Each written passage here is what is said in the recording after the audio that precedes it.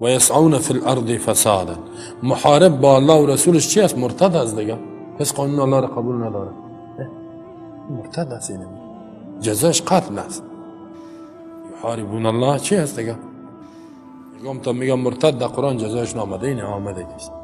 در این بار حدیث صحیح مسلم است که اونمون قوم ارنیین آمدن، ارنیین در مدینه آمدن، اظهار اسلام کردن. رسول الله هم اسلامشان قبول کرد. مریض بودن، هوای مدینه سرشان تبدیل شد، مریض شدن، کندیدن. رسول الله هم گفت برین اشربوا من ابوالها و البانها، باول شتر بخورین که شیرش جور میشه.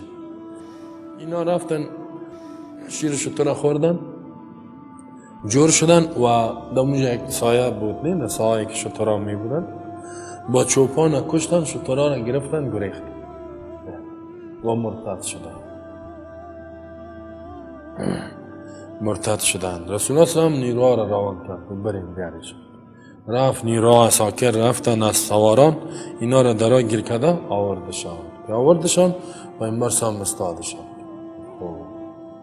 حالا هم مرتد هستن و هم قتل کردن. چی جزا دادشان؟ دست پایشان قطع کرد، رد و بدن.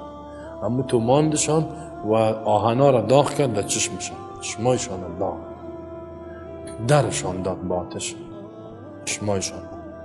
و امو تو در آتش سوزان، ریگزار سوزان گرمی استادشان تا امو تو مردار شد. این هم مرتد شده بودن، هم آدم کشتن. اون حدیث صحیح اینی آیه. بعضی بیدینا میگنه اینجا سوال هم کرده که مرتد جزا نداره، این تو آیاتا را آوردگی اصلاح اکراه فی الدین اینی.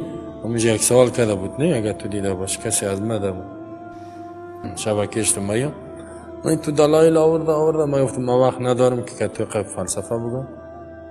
وقت پیدا کردم باز برات میگم. خب مرضی است تو. ده اتفاق است که مرتد جزایش قتل است. هیچ مذهب اختلاف نداره، نه تشیع نه تسنن. چی هم میگن جزای مرتد قتل است. سنی هم میگه و 4 مذهب مانده، هر قدر مذهبی که در دنیاست میگه جزایش مسلمان باشه منسوب به اسلام میگه جزای مرتد قتل است. حالا بعضی ها پیدا شده چون که حقوق بشر میگه کسی که مرتد شد نه آزادی دین و عقیده به خاطر از اون میخیزن. لا اکراه فی الدین. اکراه فی الدین به معنی عقیده است. معنیش است که یک کسی اسلام قبول نکنه، اسلام به زور مسلمانش نمیکنه. اسلام که قبول کرد مرتد شد ازش کشتن است. حالا نه اتفاق. اینی آیات و حدیث دیگه هم حدیث بخاری من بدل دینه فقتلوه. لا يحل دم امرئ مسلم الا باحدى ثلاث. حلال نیست ریختاندن خون یک مسلمان مگر به یکی از 3 جرم. کفر بعد الایمان، کفر بعد الایمان، ارتداد بعد الاسلام. بعد الاسلام مرتد شد پس واجب القتل است. البته وقت برش داده میشه 2-3 روز توبه کنه، نکرد کشته میشه.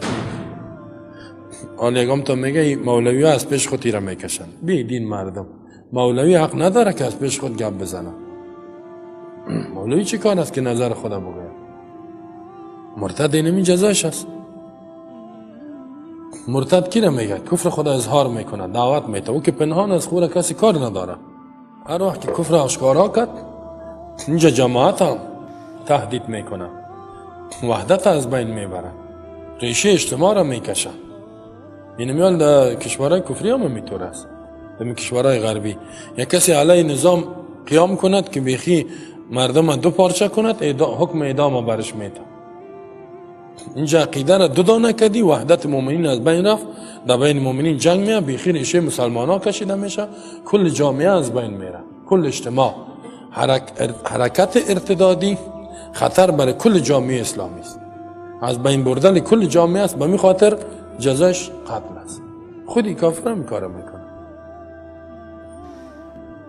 میکنه نمیکاره. او را نامش مانده که جرایم علیه امنیت داخلی و خارجی. داخلی و خارجی چی است؟ چرا تو اعدام میکنی مردم؟ امیال خودشان اعدام میکنن. در امریکا اعدام است، در چین است، در روس است، در ایران است، در بسیار کشورهای کفری اعدام است.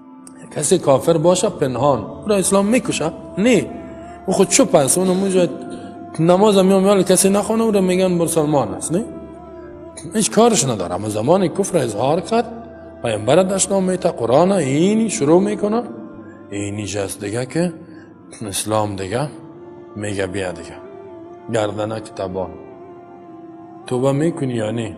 اول یک سرچپه میکنی یک 30-40 دوره کشش میکنه میگه اگه گفت توبه کردیم بد کردیم خواب یک فرشش میکنه خب علنی اینی مرتد شد اگه توبه هم کرد یک جزایش باید بده دیگه در عمر تی کار میکنی نه برو دیگه اینی اولین بار دوم بار اگه این کار کردی باز اسلام قم مهربان باز مرتد شدی باز هم وقت میتی قبول نکدی باز کشته میشی عدالت است الحمدلله 100% عدالت است دمی حکم قال انما جزاء الذين يحاربون الله چی است؟ محاربه با قانون الله میکند با دین الله با رسولش و یسعون فی الارض فسادا جنگ میکنن با الله و رسول کوشش میکنن در زمین با فساد چیست؟ بالمعاصی و سفک دماء خون میریزانن و دیگه چی میکنن؟ راه را میگیرن ان یقتلوا اینکه کشته شون به خاطر بغاوتشان او یصلبوا یا کشته شون و در دار ویزان شون به خاطر چی؟